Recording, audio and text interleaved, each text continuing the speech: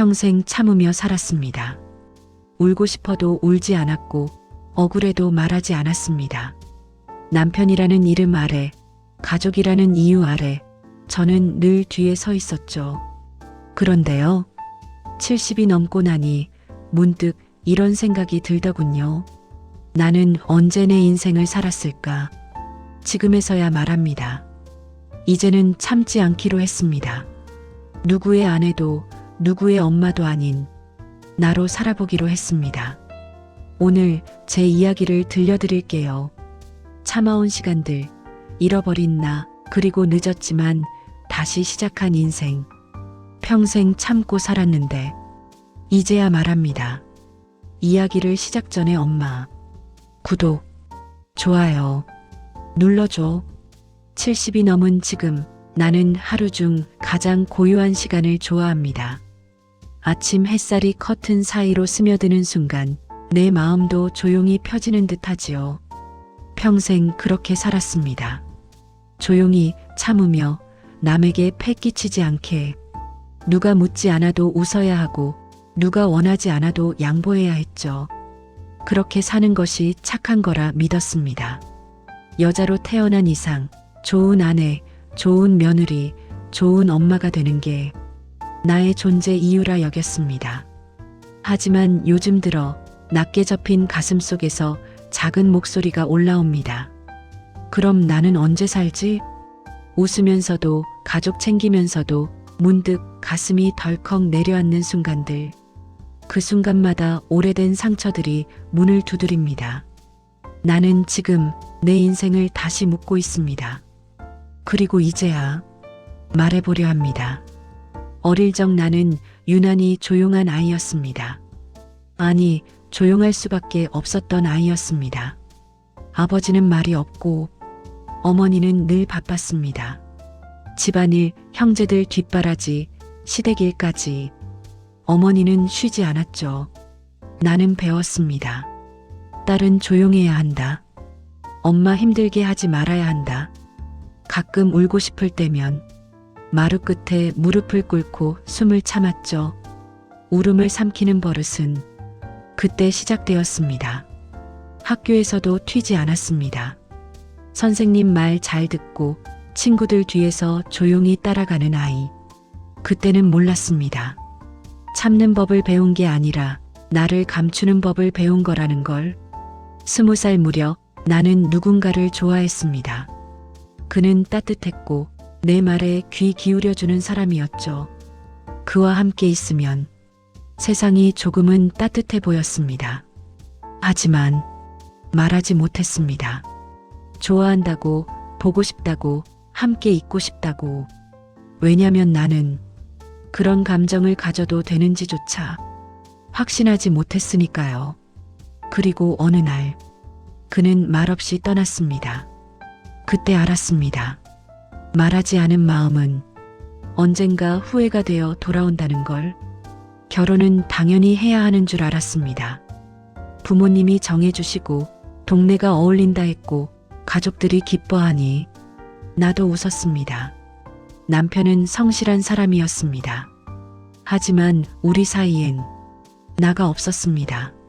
새 집에 들어오던 날 내 방이 사라졌다는 걸 깨달았습니다. 내 이름도 내 시간을도.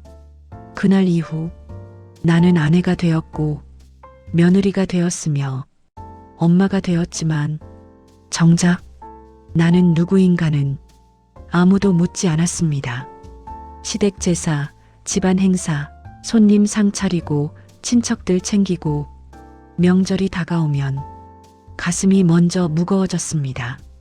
시어머니는 말했습니다. 여자가 참고 사는 거야. 시집 왔으면 우리 집 사람이야. 그 말을 나는 돌처럼 삼켰습니다. 가끔 거울을 보면 내 얼굴인데 낯설었습니다. 방금 울었던 눈 같은데 눈물이 보이지 않았습니다. 나는 그때 알았습니다. 참는다는 건 내 모습을 잃어가는 일이라는 걸. 아이를 낳으며 나는 또 다른 이름을 얻었습니다. 누구 엄마. 처음엔 그 이름이 좋았습니다. 아이를 품은 이름이니까. 하지만 시간이 지날수록 내 이름이 희미해졌습니다. 학교 행사, 학원 스케줄, 도시락 준비, 가끔은 숨이 막혀 욕실에서 손등을 꽉 쥔 적도 있었죠. 누가 묻지 않았습니다. 당신은 오늘 괜찮냐고, 당신 꿈은 뭐였냐고, 나조차 묻지 않았습니다. 묻는 게 사치라 여겼으니까요.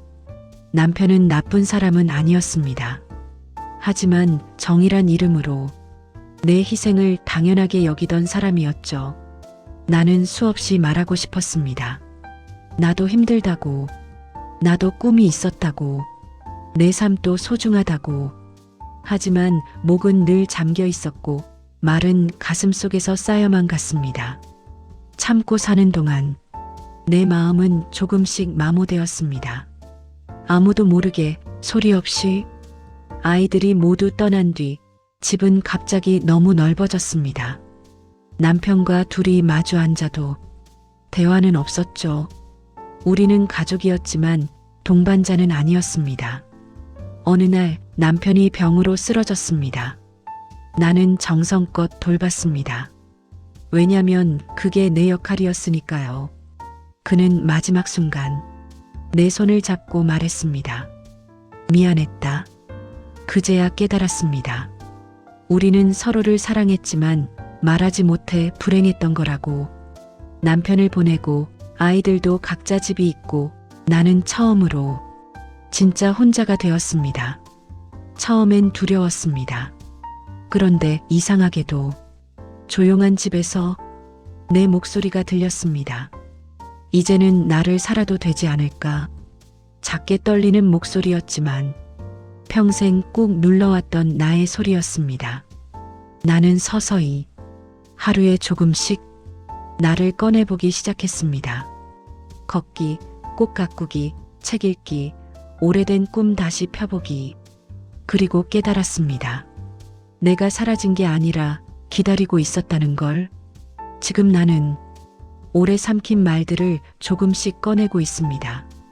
나는 참느라 살았고 이제는 나로 살고 싶습니다.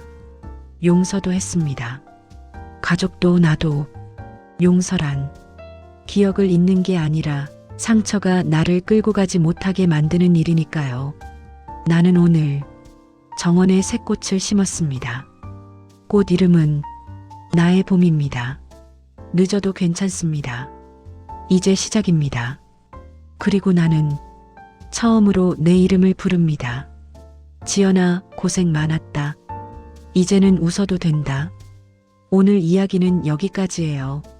엄마, 다음 이야기도 기다리며 구독, 좋아요 눌러줘요. 모든 세상의 어머니들에게 바칩니다.